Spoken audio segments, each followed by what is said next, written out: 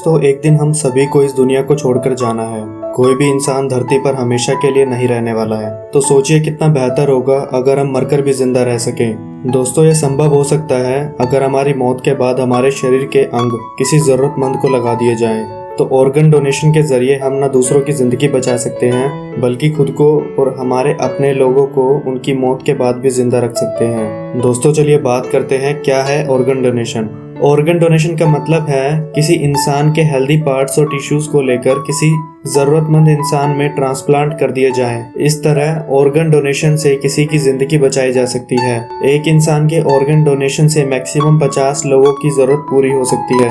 Organ donation मरने के बाद और कभी कभी जिंदा रहते हुए भी होते हैं। चलिए जानते हैं कौन कौन से बॉडी पार्ट्स को हम डोनेट कर सकते हैं। इसमें पहला है eyes, kidneys, heart, liver, pancreas, intestine, lungs, skin. वैसे तो 8 अंगों का दान होता है, लेकिन एक डोनर से कुल 50 तरह के ट्रांसप्लांट होते हैं, जैसे कि हड्डियां, हार्ट वाल्व, हैंड आदि को भी ट्रांसप्लांट किया जाता है। हमारे देश में लंग्स, पैनक्रियाज, इंटेस्टाइन के ट्रांसप्लांट बहुत ही रेयर होते हैं। दोस्तों, ऑर्गन डोनेशन काफी टाइप्स के होते हैं। एक होता है ऑर्गन डोनेट करना, दूसरा टिश्यूज डोनेट करना। ऑर्गन डोनेशन में kidney, lungs, liver, heart, intestine, pancreas आदि इंटरनल ऑर्गन्स डोनेट किए जाते हैं, जबकि टिश्यू डोनेशन में आंख, हड्डी और स्किन को डोनेट किया जाता है। मोस्टली ऑर्गन डोनेशन किसी शख्स की मौत के बाद होते हैं, लेकिन कुछ ऑर्गन्स और टिश्यूज इंसान के जिंदा रहते भी दान किए जा सकते हैं। इनमें सबसे कॉमन ऑर्गन है किडनी, क्योंकि डोनेट करने वाला शख्स एक ही किडनी के साथ नॉर्मल लाइफ जी सकता है।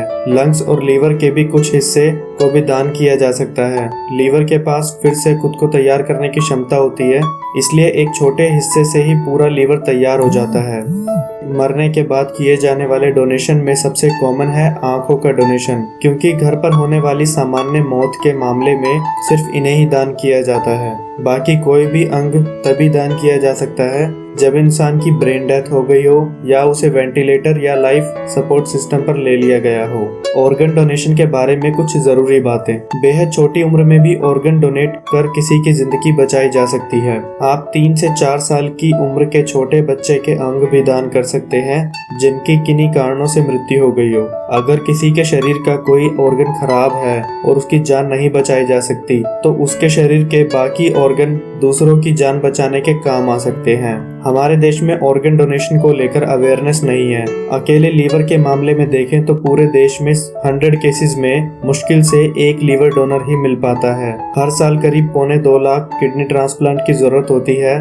इसमें से करीब 6000 ट्रांसप्लांट ही हो पाती है। हर साल करीब 50,000 ट्रांसप्लांट, 50,000 हार्ट और 20,000 लंग्स की जरूरत होती है, जिनमें मुश्किल से कुछ ही मिल पाते हैं। जरूरी है कि हम लोग ऑर्गन डोनेट करने की शपथ लें, ताकि इस दुनिया से जाने के बाद किसी दूसरे की दुनिया को रोशन कर सकें। दोस्तों, जानते हैं कि नॉर्मल मौत और ब्रेन डेथ में क्या फर्क है। नॉर्मल मौत में इंसान के सभी अंग काम करना बंद कर देते हैं। ज्यादातर मामलों में पहले दिल की धड़कन रुकती है, जिससे दिमाग और शरीर के बाकी हिस्सों में खून का बहाव रुक जाता है। इसे कार्डियक डेथ कहा जाता है। ऐसे में आंखों को छोड़कर जल्द ही उसके सभी अंग बेकार होने लगते हैं। आंखों में ब्लड वेसल्स नहीं होते, इसलिए वे शुरुआती कुछ घंटों तक ही ठीक रहती हैं। यही वजह है कि घर पर होने वाली सामान्य मौत की हालत में सिर्फ आंखों का दान ही किया जा सकता है। ब्रेन डेथ तब होती है जब किसी वजह से इंसान के दिमाग को चोट पहुंचती है और वह काम करना बंद कर देता है। अक्सर एक्सीडेंट के मामले में ऐसा होता है कि ब्रेन ट्यूमर और स्ट्रोक जैसे मरीजों का ब्रेन डेड हो जाता है, लेकिन बाकी कुछ अंग ठीक काम कर रहे होते हैं। हो सकता है दिल की धड़कन चल रही हो, पल्स भी चल रही हो, ब्लड प्रेशर भी ठीक हो, लेकिन इसका मतलब यह नहीं है कि वह शख्स जिंदा है या उसके जिंदा लौटने की कोई संभावना है। इसमें इंसान वापस नहीं लौटता। कुछ लोग कोमा और ब्रेन डेथ को एक ही समझ लेते हैं, लेकिन इनमें फर्क होता है। कोमा में इंसान के ठीक होने के चांस होते हैं, यह मौत नहीं है, लेकिन ब्रेन डेथ में ऐसा नहीं होता। दरअसल पहले कार्डियक डेथ को ही मौत माना जाता था, लेकिन अब ब्रेन डेथ को ही मौत माना जाता है। अगर ब्रेन खत्म तो जिंदगी खत्म। आंखों के अलावा बाकी सभी अंगों का दान ब्रेन डेड होने पर किया जाता है। जब मरीज के ठीक करने की सारी कोशिशें नाकाम हो जाती है और इंसान ब्रेन डेड घोषित कर दिया जाता है, तभी अंगदान के बारे में सोचा जाता है। ब्रेन डेड की स्थिति में कई बार मरीज के घर वालों को लगता है कि अगर मरीज का दिल धड़क रहा है या पल्स चल रही है तो उसके ठीक होने की संभावना है। ऐसे में डॉक्टरों ने उसे मृत घोषित करके उसके ऑर्गन डोनेट की बात कैसे शुरू कर दी, लेकिन यह गलत सोच है। ब्रेन डेड होने का मतलब यह है कि इंसान अब वापस नहीं आएगा और इसलिए उसके अंगों को दान किया जा सकता है। ज्यादातर बड़े हॉस्पिटल्स में एक ट्रांसप्लांट ऑथराइजेशन कमेटी होती है जिसमें डॉक्टर, वकील, सोशल एक्टिविस्ट होते हैं। यह कमेटी तय करती है कि कोई व्यक्ति अपने किसी रिश्तेदार को ऑर्गन डोनेट कर सकता है या नहीं। अगर हॉस्पिटल में यह कमेटी नहीं होती है तो स्टेट ऑथराइजेशन कमेटी को संपर्क करना होता है। चलिए जानते हैं कौन कौन से ऐसे लोग हैं जो ऑर्गन डोनेट नहीं कर सकते। ऐसे लोग जो हेपेटाइटिस, कैंसर, एड्स या HIV और रेबीज जैसी इन्फेक्शन वाली बीमारी से पीड़ित हैं, वो लोग ऑर्गन डोनेट नहीं कर सकते। इसके अलावा अगर किसी की मृत्यु टाइफाइड से हो जाती है तो भी ऑर्गन डोनेट नहीं कर सकते क्योंकि उसके शरीर में वायरस मौजूद होगा और ऑर्गन डोनेट करने के लिए बॉडी का वायरस फ्री होना बहुत जरूरी है। चलिए जानते हैं आखिर कैसे करते हैं ऑर्गन डोनेट। जिन लोगों की ब्रेन डेथ हो जाती है उन्हें डॉक्टर वेंटिलेटर पर ले लेते हैं। फिर डॉक्टरों का एक पैनल डिसाइड करता है कि उसकी ब्रेन डेथ हो चुकी है। इसके लिए EEG टेस्ट किया जाता है जो कि दिमाग का एक टेस्ट होता है। इसके आधार पर कुछ समय बाद एक बार फिर टेस्ट किया जाता है। इसके बाद घर वालों की परमिशन और लीगल प्रोसेस पूरा करने के बाद मरने वाले के शरीर से अंगों को निकाल लिया जाता है।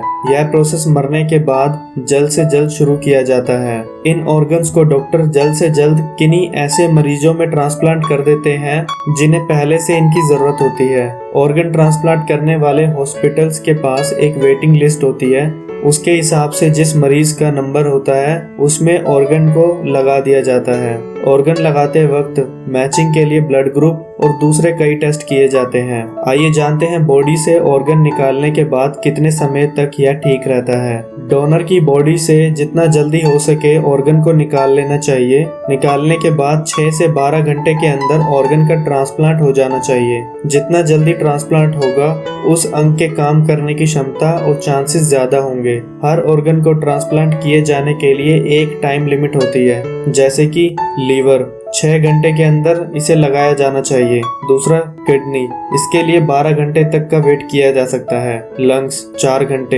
हार्ट के लिए 4 घंटे, पैनक्रियास के लिए 6 घंटे और आंखों के लिए 3 दिन के अंदर ट्रांसप्लांट किया जाना चाहिए। दोस्तों, ऑर्गन डोनेट के लिए आपको कहाँ कॉन्टेक्ट करना चाहिए? इसके लिए आप वेबसाइट विजिट कर सकते हैं। noto.nic.in पर जाकर ऑर्गन डोनेट के लिए फॉर्म भर सकते हैं। इसके लिए आप संपर्क कर सकते हैं हेल्पलाइन नंबर 1800-114-770 पर कॉल कर सकते हैं या फिर एम्स की वेबसाइट पर भी विजिट कर सकते हैं और खुद को रजिस्टर करा सकते हैं। इसके अलावा और भी वेबसाइट्स हैं जिनकी डिटेल्स मैंने नीचे डिस्क्रिप्शन में शेयर की है, आप वहां जाकर देख सकते हैं। आंखें दान करने के लिए आप national I bank, Venu I institute, Guru Gobind Singh international I bank, Guru Nanak I centre, इन जगहों पर जाकर संपर्क कर सकते हैं या फिर इन्हें कॉल कर सकते हैं।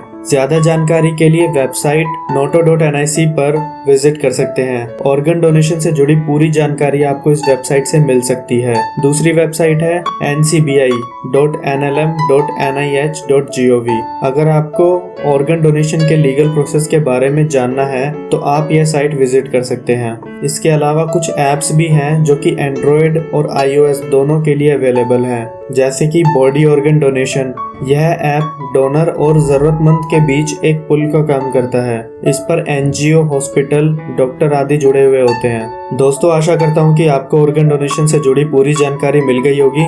इस वीडियो को आप शेयर जरूर कीजिए ताकि पूरे देश में लोग अवेयर हो सकें। अगर आपको कोई सुझाव या सवाल है तो मुझे कमेंट करके नीचे बता सकते हैं। अगर वीडियो अच्छी लगी तो इसे लाइक कीजिए और हमारे चैनल पर नए हैं तो सब्सक्राइब कीजिए। Thank you.